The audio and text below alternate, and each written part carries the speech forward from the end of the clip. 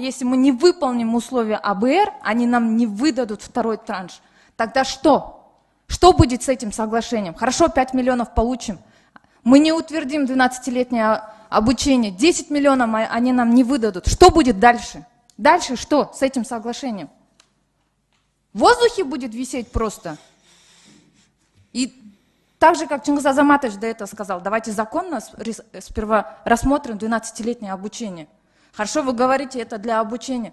12-летнее, да? Ну, айылдағы мектептерді қарасаңар, қайсы ауылда, да? Давайте биринчи ошақты оңдайлық. Ошоға акча алгыла.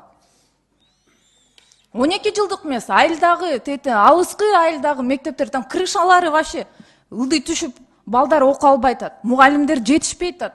И я вам, уважаемый министр, и в прошлый раз говорила, как вы будете решать вопрос того, что бізде класстар жетішпейді, мұғалімдер жетішпейді. Хорошо, шаарда бардығы жетішет екен. Айылдачы? Бардық нәрсе айылдан башталады. Тура, мы все бьемся, каждый өзінің айылына. Я вам могу из своего региона привести столько школ, которые крыша обваливается. Ошоға акча алалық. Мен каршы эмесмин, мугалимдерди окуталык. Балдарда STEM жаңы система менен окусун. Инновация, IT, технология, я не против.